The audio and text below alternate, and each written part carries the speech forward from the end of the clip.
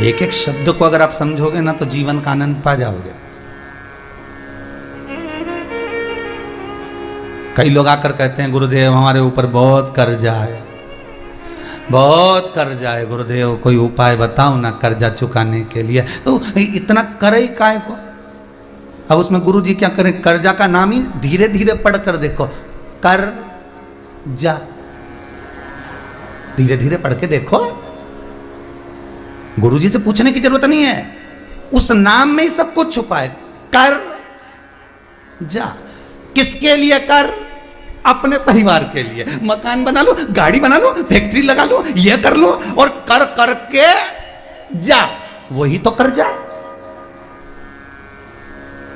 किसके लिए करा? कभी गुरु जी के लिए तूने कर्जा करा? अरे बोल तो सही। कभी किसी मंदिर का निर्माण करने के लिए तूने कर्जा करा? कभी कहीं तीर्थ व्रत का आनंद करने के लिए ब्राह्मण भोज, साधु भोज, संत भोज, सन्यासी भोज, तपस्वी भोज, साधक भोज के लिए कर्जा करा? नहीं। कर किसके लिए करा? पत्नी के लिए। किसके लिए करा? बच्चों के लिए। मैं फैक्ट्री लगाऊं, मैं दुकान लगाऊं, मैं ये करूं, मैं थोड़ा लोन लेके मकान बना लूं। किसके लिए बना रहा? गुरु जी के लिए। किसके? कर, फिर जा, उसी का नाम। अरे बोलो रे, जितने आस्था पे सुन रहे हो बोलो, उसी का नाम कर जा। कर करके कितई कर जाना, कितई। चाहे छोरों के लिए कर लो, चाहे छोरी के लिए कर लो, चाहे दामाद के लिए कर लो, चाहे पति के लिए, चाहे पत्नी के लिए, चाहे भाई के लिए, चाहे कुटुंब के लिए। कभी कर जा। तुम दुनिया का सारा लोन तुम्हारे माथे ले लेके तुमने तो बना दिया, बाद में चुकाएगा कौन? गया। इतना कर्जा हो गया गुरुजी, अब तो जाऊं, ऐसा लग रहा है कि सुसाइड कर लूं। तो हमने कहा बिल्कुल कर ले, उसमें टेंशन क्या है। पर मरने से पहले एक बात अच्छे से सुन ले, जिनके लिए करा है, जिनके लिए करा है, एक बार उनसे तो बात कर ले कि अब मेरे को देखो 5 लाख का कर्जा हो गया, मैंने ये फैक्ट्री बनाई थी, मैंने दुकान बनाई थी, घर बनाया था, मैंने जमीन जायदाद बनाई थी। पहले इनसे बात कर कि तुम्हारे पास में कितनी कितनी रकम रखी, सब हाथ निकालो, अपने अपने हार निकालो, ने पाटली निकालो, ने जेवर निकालो, ने पायल निकालो, सब बेच दे, अब भी कर्जा चुक जाए। और कोई देगा? अरे बोलो तो सही, नहीं देगा। सब सोचेंगे अब तो तू जा, कर करके मर जा, बस यही कर जा।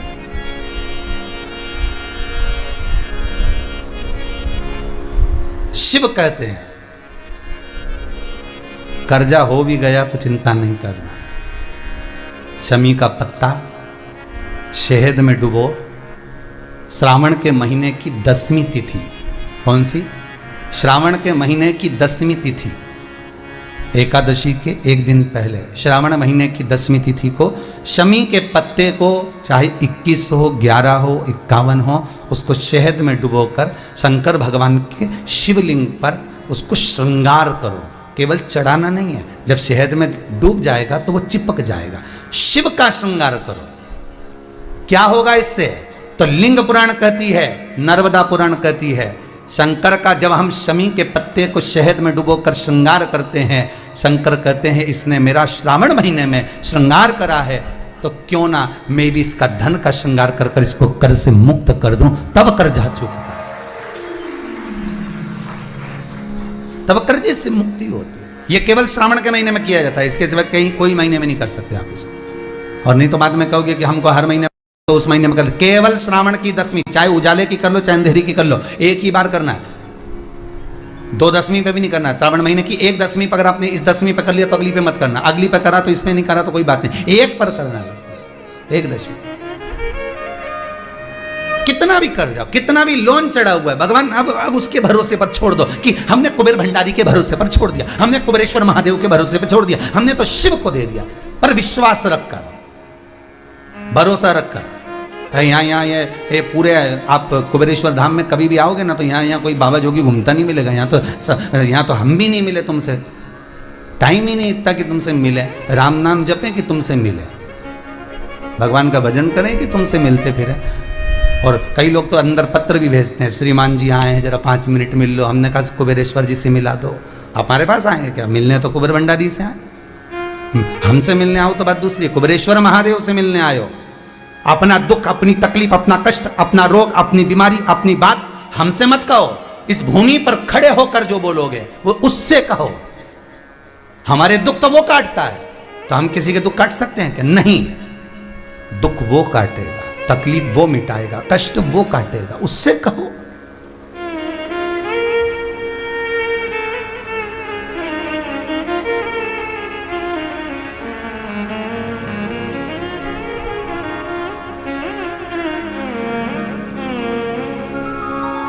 उसके भीतर बात।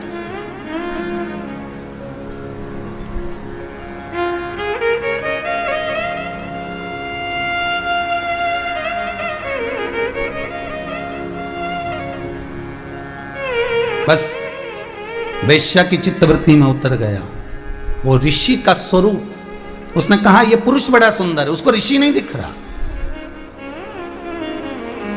भगवान का प्रसाद उसी को दिखता है जिसके भीतर प्रभु विराजमान होता है, तो उसको प्रसाद दिखेगा। जिसके भीतर प्रभु नहीं उसको प्रसाद कहां दिखेगा? एक कितना सुंदर बात कही। एक पति पत्नी का जोड़ा गुरु जी की यहाँ कथा सुनने जाता था। खूब कथा में गया, खूब कथा में। गंगा जी के घाट पर गुरु जी रहते थे और गंगा जी के घाट पर वो कथा सुनने के लिए जाता। खूब कथा सुनते। उनका एक पुत्र था, एक बेटा।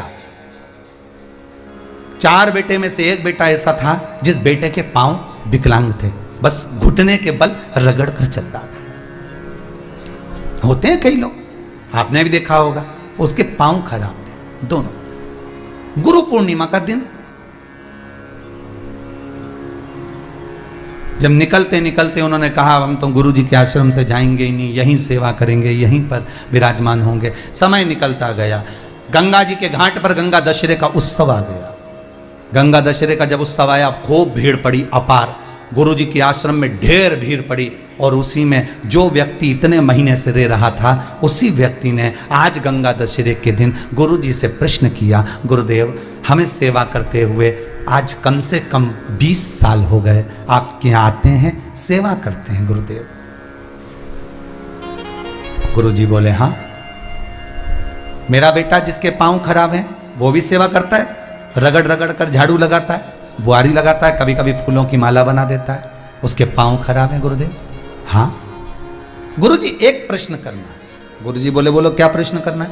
प्रश्न केवल इतना सा है गुरुदेव कि जब हम इतनी सेवा करते हैं, इतनी आराधना करते हैं, इतनी आपकी चाकरी करते हैं, भगवान की भक्ति में 20 साल से लगातार जुड़े हुए हैं, हम मंदिर जाते हैं, कई बार आपके सामने भी प्रश्न आता होगा, मैं मंदिर जाती हूँ, अगरबत्ती लगाती हूँ, धूप बत्ती लगाती हूँ, दिया लगाती हूँ, पानी चढ़ाती हूँ, जल चढ़ाती हूँ, पंचामृत स्नान कराती हूँ, शंकर जी को बेलपत्र चढ़ाती हूँ, शंकर जी का अनुमोदन करती हूँ, भगवान ठाकुर जी की सेवा करती हूँ, घर में पूजन पाठ कोई नहीं करता, मैं जितनी करती हूँ, उसके बाद भी दुख क्यों? उस व्यक्ति ने भी यही कहा कि मैं इतना करता हूं, मेरी पत्नी इतना करती है, मेरा परिवार इतना करता है, खूब गंगा में डुबकी लगाए, खूब स्नान, खूब पूजन करे, इसके बाद आखिर क्या कारण है कि मेरे बेटे को रगड़ कर चलना पड़ता है, उसका पांव बेकार हो गया, मैंने कौन सा पाप करा था?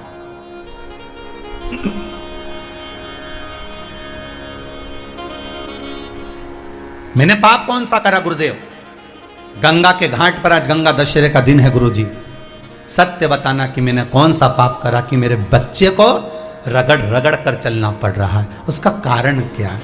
इतने में गुरुजी बोले, अगर ये इतनी पब्लिक में हजारों लोग गुरु दीक्षा लेने आए हैं, हजारों लोग गंगा नहाने आए हैं, इसने एकांत में प्रश्न नहीं करा, प्रश्न भी करा तो इतने लोगों में प्रश्न करा, उत्तर नहीं दूंगा तो आज बात रह जाएगी। अगर अकेले में प्रश्न करता तो मैं उत्तर नहीं देता, क्योंकि इसका दिल दुखेगा। कई प्रश्न चेलों के, कई प्रश्न शिष्यों के ऐसे होते हैं जिसका उत्तर गुरु नहीं देते, क्योंकि गुरु को मालूम है इसका मन दुख जाएगा। सत्य बोलेगा गुरु और मन दुखेगा आपका।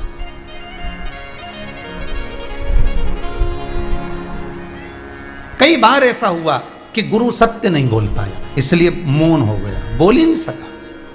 पर आज इतने लोगों में इसने प्रश्न किया, उत्तर तो देना पड़ेगा। गुरु जी ने कहा बात सुन ले अच्छे से, ये तेरे कर्म का भोग नहीं है, ये इसके कर्म का भोग है। जिसके कर्म का भोग जिसको भोगना पड़ता है, किसी दूसरे को नहीं। ये पूर्व समय में एक किसान का बेटा था, ये गांव में रहता था, किसान का बेटा था, बड़ा सुंदर था, बड़ा ज्ञानवान था, बड़ा विद्वान था, किसी चीज में कमी नहीं थी, बड़ा सुंदर, पूरा शरीर अच्छा दिया था भगवान ने इसको। फिर इसके पिताजी खेत में काम करते, माँ इसको रोटी का 2-4 रोटी बनाकर पिताजी के लिए देती, थोड़ा सा अचार रख देती, भोजन सब्जी रख देती, इसको दे देती, सिर पे रख के जाता, पिताजी को भोजन देकर आता। जी गुरुजी। फिर गुरुजी ने कहा, एक बार माँ ने रोटी बनाकर रखी, इसको दी, इसने ले जाकर खेत में रख दी। किसी मित्र से बात करने चला गया, पिताजी को बोलना भूल गया कि भोजन रखा है। फिर गुरुजी बोले, इतने में ये मित्र से मिलने गया, एक कुत्ता आया और उसने उस रोटी को खा लिया, बर्तन को चाटा, रोटी को पाया, रोटी को खाया। पूरी रोटी जब वो खा गया, इसको क्रोध आ गया, ये आया दौड़कर एक लोहे की